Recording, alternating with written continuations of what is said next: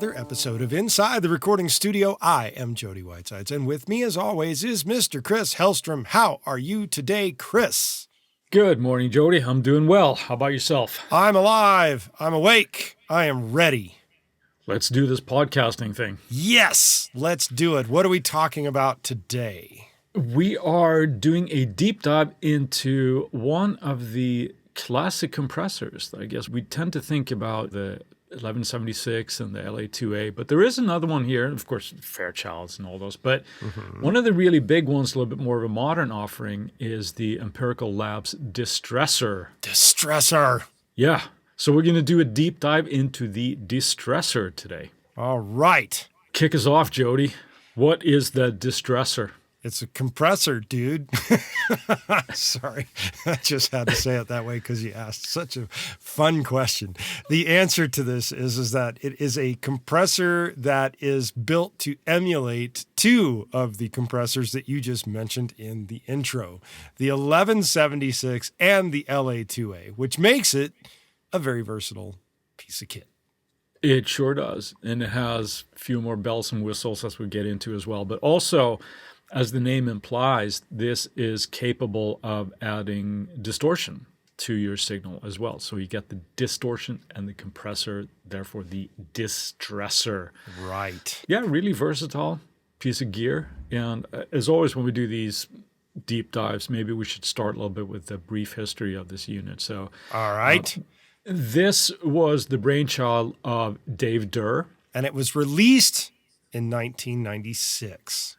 Yes. And Dave used to work for Eventide. He was instrumental in working on like the H3000. Oh, man. Wasn't that like a real piece of classic FX box right there? Absolutely. We just saw the new version of that. We did, the H9000 with its fancy handy-dandy software that goes with it with a computer. Yeah. That's 3 times as many, isn't it? Yeah.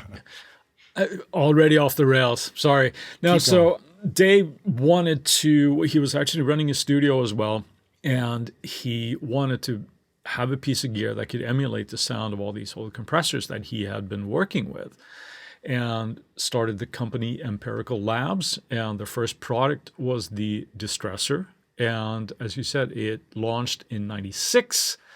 It's a single space rec unit. And there are a couple of different versions of this available. The EL8 is the original. Yep. Then what do we got? The EL8-X, which is a mod of the original EL8, but they added an extra British mode with all the buttons on, like an 1176 is essentially what they call it. Now, why the 1176 is considered British when you turn on all of its buttons, I have no idea. But there it is. It's the British version on the Distressor. Well, they call it the British mode because it was primarily British engineers that kind of started doing that all buttons in thing on the 1176s. Well, there's your answer right there. There's your answer right there, yeah. And the last one is? The EL8S, which essentially is not anything different, but it's either one of the two, and it's just 2 units that are matched at the factory and linked together, so you can have stereo operation for those as well. Because they are a mono unit, just so you know. They are. As we hinted at here, they are quite versatile, and I like to think of them almost like a Swiss Army knife of compressors, because as we'll get into here, they are quite versatile. Prepare to hear that word a few more times. Versatile. There it is. So they can be really, really aggressive sounding, as you'd imagine, with distortion models built in, but it can also be really, really smooth sounding. Yes. Again, what's the word of the day? Versatile. Well done, you. The idea of its versatility in terms of its overview, it has the ability to go with extremely fast attacks like the 1176, but it also can do very slow attacks like the LA2A. Yeah. And the same thing is said in terms of its release as well. It has extremely fast releases and it has extremely long releases. Hence the reason it can do both. Yeah. When they came out, these found their ways into a lot of studios. One reason, not only did they sound really good, but you didn't have to necessarily mortgage the studio to buy another 1176, right? These were relatively affordable for what they're doing. And they're still in production today. So this is not like an out of production unit. If you don't know what they look like, whenever your favorite engineer, producer, whatever, if you look in their studio, chances are they have this little black box with large white knobs on it. And that's the Distressor. And there's usually at least two in their rack, right? So, and if they're two, they're likely matched so that they can be used in stereo. Right. How much do these bad boys run when you buy one now? They're not bad. They run for the original, the EL8. They're about $1,500 up to, with the British mod, the EL8X. They're about, I don't know, $1,800, something like that. Yeah. Double that if you want the stereo, because you're getting two of them, obviously. So exactly. Relatively affordable. It's different than spending $20 on a plugin or $200 on a plugin, right? Where you have unlimited amounts of them, obviously. But for a classic piece of hardware, that's a reasonable price. It certainly is. Now, the funny thing about that is we start to delve into the software versions that are available for this. A few years back, I remember talking to Dave at NAMM and asking about the plug-in version and when it was coming. Yeah. I think everybody was asking that, but yeah. And then, of course, along came Universal Audio with their version of the UA Distressor, which is apparently the only official version of the Distressor. However, what that probably means is that they're paying to use the name in their plugin. Nobody else gets to use the name Distressor in the plugin version. Right. But of course, Empirical Labs, now they have their own version of this, right? Yep. With a few more bells and whistles called the Arouser. Yep. So if you want to get one that has sort of Dave's signature on it, right, that would be the one. But you mentioned UA. Slate has one. There were, in the user groups, I remember that people were going absolutely ape shit before this was coming out. Why don't we got to get what we have? So, but it is there now, and I really like that one. There are others as well. Sli-Fied, the Deflector. Yeah, I haven't played with that Neither at all, have I have to admit, but we should mention it here because it is there. And I don't think that is a sort of like one-to-one sort of emulation, but more in the spirit of it, I believe. And I think the same thing can be said for another one, which is called SK Note, and they have their Disto plugin, which is based on the Distressor as well. So there are software versions of these as well. Multiple software versions. Right. Just like other emulations of classic pieces of gear, there are a lot of variables to these originals, right? So I think quite possibly the reason that we don't see so many emulations of, sort of like exact emulations of this, is because it has so many variables to knees and things. So we'll talk about that when we get into the controls and stuff later here. But I would imagine it's a bit of a nightmare to kind of emulate all the elements of this unit. So that very well could be. But let's interject right now with a word from our sponsors. All right, we're back, and now we're going to dive into the controls of this unit and what they do. Kick us off, Chris. Well, the biggest thing that we look at from the actual unit, we're not talking about the software versions here because they will more or less look the same, but it's the same controls. When we're dealing with the software units, the ones that you and I have experience with, I have the Slate one and you have the UA one, right? So, but the actual hardware unit has obviously a nice gain reduction meter. And what's kind of special about this, I think, it goes relatively far. It actually shows up to 26 dB of gain reduction. Yes, and it lights up like a very, very long, thin Christmas tree. It's right. pretty to look at when it's doing its thing. Right. Even going back to the price here, it's a bad joke. I'm sorry, everybody, but the lights per dollar is very high on this unit. So you mean you get a lot of lights for your dollar? Exactly. Yeah. We also have other notifications. We have like a red line and a THD indicator. It just shows like how hard you're clipping the unit. Up next, we have the ratio selectors. And unlike, let's say, an LA2A that has set ratio and the options that we see on like an 1176, there's a fair amount of different ones here that we can use. We have a 1-to-1, more on that later. We have a 2-to-1, 3-to-1, 4-to-1, 6-to-1, 10-to-1, which is the opto setting, and we'll cover that more. We have 20-to-1, and then we have nuke. And you can imagine what nuke does and why it's called that. That is hefty ratio right there. Essentially, just a limiter when you cranking the crap out of it. Right. Well, the big thing about each one of these ratios is that each and every one of them has a unique curve to them in terms of the knee. And the knee is how quickly that's going to start biting into your sound for most people that don't know what knee means. Right.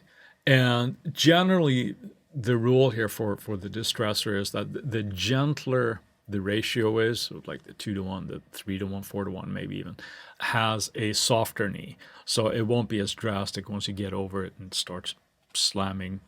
In other words, it looks a bit more like a curve rather than an actual bend in a line, like a strict, here's your angle. This is where your knee hits.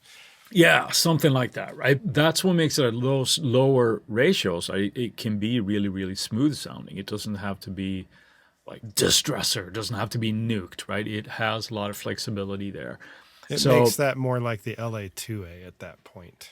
Yeah, as far as like curve, and that changes actually when we have the Distressor set in the 10-to-1 ratio. That is sort of the opto mode where it's emulating that LA2A, and it has a couple of different settings that go with it when it's using that. But that's when you can use it as an LA2A and should get a very similar sound of that same vibe. Mm-hmm. So that is a really cool one. Also, what we have is detector switches here where we have a high pass on the detection. So this doesn't take it out of the audio signal. It's just how the compressor reacts, and it essentially has a high pass filter about 80 hertz. Really handy, of course, depending on the source that we're doing, right? So let's say that if you have these on your stereo bus. Drum kit, we could have it on, well, let's go with that. Let's go for a drum bus, right? And you find that you have a really aggressive kick and it's just making it compress too hard. You can turn on the high pass from the detection and it won't react as hard to the kick, for example. So, or if you have it on, if you're doing a dance track and you're having it on your stereo bus, for example, right? A lot of that low end might make your compression too obvious when you're doing that. So again, it doesn't remove it from the audio signal, but that's a really handy control to have because you can really sculpt it a lot better, I think. Yep. The second portion of the detector switch, when you hit it again, puts you into a band emphasis mode, which is a mid-range bell that tends to emphasize the upper mids to tame those harsh upper mids within the signal. Exactly. A use for this would be on vocals. If a certain range, that high mid gets a little bit too overbearing, we can have the compressor tame those peaks a little bit more, so reacts more to that. So again, a very handy thing to have. Yep. The next push of that button puts the high pass and the band emphasis together. Yeah, so you can use these in different order, right? And on the actual units themselves, on the hardware units, there is also a link button where if you're using two of these together, how it treats the audio as a stereo source as opposed to just a left and right, if you will. Mm-hmm. Great abilities to sculpt there, things that we don't have on older. Actually, I shouldn't say that because that's not necessarily always true, but it's not a function that's always there, whether it's like a high pass function to trigger it. So that's really nice function as well. Mm-hmm. Do you want to tell us about the audio settings that we have on now we're actually dealing with the output of the unit, right? Right. Do I want to do it? No. But am I going to do it? Yes. See, rise above, Jody. Be a professional. That's do right. it. Right. Yeah. The first selection that you can push in on the audio settings is a high pass filter, again, with an 80 hertz smooth filter cutoff, which means that you can start removing that low end rumble if you don't want it as part of your sound when it comes out this unit. And that's pretty handy. Absolutely. Again, let's say you're using on vocals or something that, all of that might just clog up your mix, whatever instrument. But like I said, it starts at about 80. So you might want to be a little bit careful with if you're doing this on bass, for example. It might not be the best option, right? Might remove a little too much of your low end if you're not careful. Indeed. And we like low end, don't we? Yes, of course. Let's get into your favorite area. Distortion 2. Yeah, is the next switch on the audio settings. Right. So here's where it gets its name, right? Distressor. We can add distortion to the signal. And Dist 2, you never guess, but it's going to add a second harmonic to the signal. So what does that mean in real terms, right? Well, a second harmonic will generally give a kind of warm, sort of like a tube-like distortion, right? This is not like you're putting your signal through a rectifier amp or anything like that, right? But it adds a little bit of that, what do we like to say, warmth, right? Mm-hmm. And this can add some nice attitude to perhaps vocals and things, but if you're doing a jazz trio, that is probably best turned off, I would think. But it is a handy one that we have there. And then we have version Dist 3. Distortion 3. Yeah, that adds a third harmonic above this. And this gets into more of a tape-like vibe out of the distortion that hits in this unit. Yeah, that's a good way to describe it. So it's a little bit less aggressive, perhaps. And it's always like there's no rules, right? But whatever sounds good, that's what we kind of want to go with. But we have that option. But this is actually in the audio. It's not in the detection unit. So you're actually adding it to this. And one thing that I wanted to bring up here, because I kind of hinted at it when we were talking about the ratios. Mm-hmm. When you're in that 1-to-1 ratio, you're actually not adding any compression, right? But here's, if you go through these distortion options and you crank the input and adjust, you can get some nice pleasing distortion out of this as well. And that, in conjunction with the high pass filter, perhaps, you can get creative with that without actually adding any compression to your In other words, add color to your instrument or sound or mix without adding compression. See, that was such a much better way of saying that than whatever I was saying. Well, let's move on to the input knob then. Right. So now here's, we have 4 knobs on this, right? It's big, fat, white knobs on here. We got the input, attack, release, and output, right? Now, the input knob here, just like you would on some other classic units, like the more input, you're going to get more compression. You're driving it harder into the unit, right? Attack and release, that's where we can get really, really sculpting with these. And super fast attacks. You can get up to 50 microseconds. That's fast. That's fast. I don't even think I can think that fast. And then we go all the way up to 30 milliseconds on that. So it's a good range of attack there. Wide range. The flexibility, right? Very well. Yeah, right. The release, 5 milliseconds to 3.5 seconds. So when we're using the Distressor in opto mode, the release changes a little bit. And on the actual hardware unit, well, first off, the release time at that point goes up to 20 seconds. Right? And on the original unit, what you would do is you'd actually turn the release off, and then it sort of overrides that setting. And you would have the attack all the way up at 10. And I know that you and I have talked about this a little bit before we did this, about the software versions. They deal with this slightly differently, I believe. Yep. I know on the Slate one, it has those same settings. So if you override it, put it into opto mode, it has the release at 0 and the attack at 10. But I believe the U8 does it slightly differently. Well, it's a little bit different in that the release can extend up to 20 seconds due to program-dependent behaviors. And I believe it has the same settings where you have to put it to 0 to produce that. But who has 20 seconds of program that would sit completely compressed over that time? Who knows? That's a long time to let a compressor sit in the mode. Indeed, that's like when you're doing you really doom metal when the long snare hit rings out for 25 seconds, right? Right. But that's again just to emulate that behavior, right? So we can play around with that and see who cares if it sounds better if you have it not necessarily emulating the exact behavior, but it's all in there if that's what you're attempting to do. Mm-hmm. So that's the attack and the release then, right? But then of course we come with the output knob. Woohoo! The output adjusts the signal level, obviously, at the output. So it can be separate from everything else going on within your hardware or plug-in unit. That's pretty simple. It's if you want to crank it in and compress the snot out of something and then really bring the level up and show off that compression that you've used, you have that option. Right. Just to round off the controls here, if you are working or if you're seeing a hardware unit that has the mod with it, there would be a second stereo link added.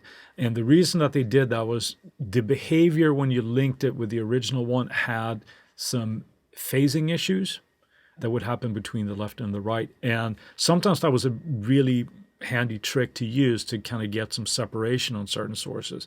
But there now is a separate stereo link that you could add that sort of took care of all that.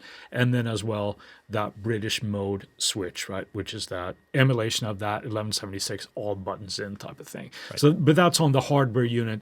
Neither one of the UA or the Slate version have that as far as I know. Nope. Unless not that's on the going UA on. version. Yeah, and that's not on the Slate one as well. But yeah, there are other ways to get that sound if we really, really want it. Well, there is a way to kind of emulate that with the UA version. I don't know about the Slate. You'd have to speak up about this. But the UA version has a headroom control. And the headroom control allows you to change the input dynamics, so to speak, from 4 dB to 28 dB in 4 dB increments. When you first instantiate it, it's going to be set to 16 dB as the default value. But you can turn that headroom knob in various positions along the clock orientation of things. Going counterclockwise brings you down in your dB of headroom, and going clockwise brings you up in dB for your headroom. Interesting. So is that effectively just adjusting the knee, or how soon that kicks in, or does it give you more of a headroom, so to speak, before it starts adding harmonics and distortion? It's how much it starts driving the unit straight off the top. So you push it more, but you're not getting as much headroom. When you turn it up to, say, 28, it's actually increasing, and it pushes the plug-in into the processing of what it's doing much quicker. And when you turn it down, decreasing the value of going into the unit. Okay. I would have to play with that because I'd have to hear the differences there. But that kind of answers your question that no, that is not present in the Slate version of that plugin.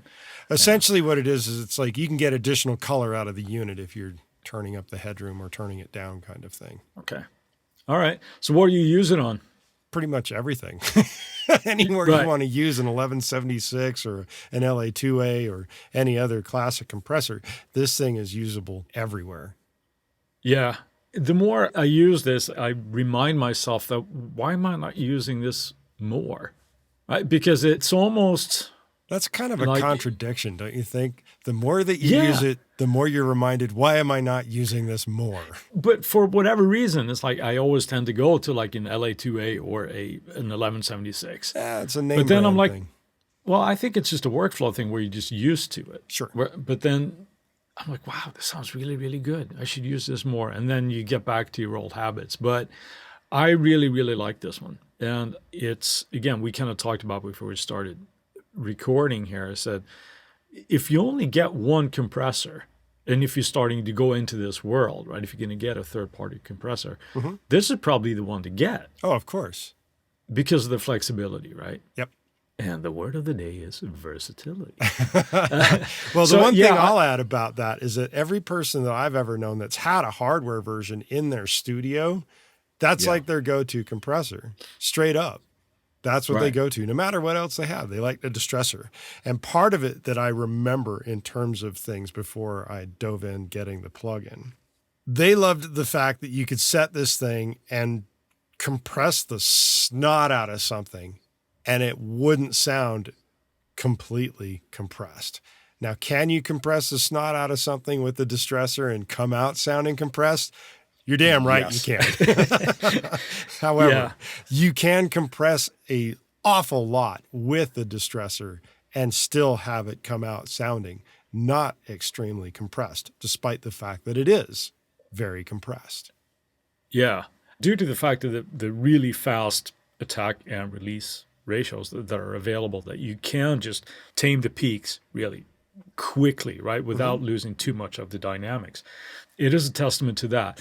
Now, another thing that you can do with this on the opposite side when we really, really want to crank the snot out of something, and that's to kind of get, we're going to nuke it, and we're going to go for a John Bonham type of super aggressive room, right? If you put it in the nuke setting, you have a fast attack and release, and then just crank that input knob, and it's going to just bring up that room and actually going to make relatively, let's say, not so good recorded drums actually sound usable. So it's really a saving grace for you. Just know that. Yeah, and works great on kicks and snares as well, with a little bit of less of a ratio, like 3-to-1. Obviously, attack and release will have to be content dependent, right? It's great on vocals, 4-to-1 ratio. Used it yesterday on vocals. See, there you go. But I went 6-to-1. 6-to-1? Yeah. I did. I went 6-to-1. Absolutely. Well, whatever it calls for, but it can do it. And if you're getting your hands on these and you're trying them out, a good tip from Dave Durr himself is to put all the knobs, the input, the release, attack, or attack and release, and then output. If you set those at 5 and then start flipping through the ratio knobs and start dialing from there, it's a good place to kind of get into it and then adjust from there. Another last tip that I would give on these is again to use that 1-to-1 ratio and combine it with either the distortion 2 or distortion 3 to add some like pleasing distortion to this. And you could go crazy with this as well. If you crank the input knob and adjust with the output, cool things can happen. That's right. And everybody loves cool things. Otherwise, it wouldn't be much fun, right? Absolutely. Right. Absolutely. But yeah, this is truly a classic one. And I implore everybody to go check it out because, yeah. And as you mentioned before, if you don't have any other compressors, this is probably a really good one to start with. Yeah, once you feel like you've outgrown your stock compressor in whatever DAW you're using, then this might be the first one to kind of look at because it can do a little bit of everything really, really well. So, and with that, we'll move on to Friday Finds. Chris, what have you got for us this week? Well, this honestly wasn't so much of a find. It was more of a, okay, thank you very much. It was super sexy plugin, a de-esser. No, that's not sexy at all, is it? But it's very, very useful. In the Slate bundle, we got a de-esser this week. We got the FGDS 902. Not to be confused with a Distressor, by the way. Exactly. Not the Distressor, the de-esser. Wow, that is really, really difficult to say. Yep. But it is based off an old DBX de-esser, and it just functions really, really well. Just like you do with the de-esser, you just want it to work simply, and this one does that with great results. So my Friday find is the FGDS 902. Yummy. Thank you, Stephen Slate, for that. What do you got? I'm going with line 6 today. Not their entire product line, but their metallurgy amp simulations. As guitar players that you and I are, having additional guitar amp sims is always a fun thing to have, especially when you need to do some hardcore, dark, deep, doom type metal. And metallurgy delivers on that. Although it reminds me of another thing I recently saw that says all death metal and dark metal of that nature is just surf music with distortion. Which is really funny when you think about it. But yeah. I'm going to go with the metallurgy amp sims, of which there are quite a few, from line 6, because it's always fun to have a whole lot more distortion when you need it. Well, you're preaching to the choir. You know my problem with amp sims. So yes, we both have a problem with them. While we've got your attention, we ask that you go to InsideTheRecordingStudio.com and sign up for our mailing list. Doing so will get you weekly reminders about the Tuesday tips when they come out, and will make sure you don't miss any future episodes of the podcast. Send us an email at goldstar, GOLDSTAR, at InsideTheRecordingStudio.com with the word Distressor, not de-esser, and you'll get something cool back in your inbox. If you have a topic or a suggestion for Chris and I to explain in a future episode, contact us at the contact page, and we'll put it into consideration for a future episode. With that, I'll say, see you next week. I'll talk to you later, Jody. Thanks for listening, everybody.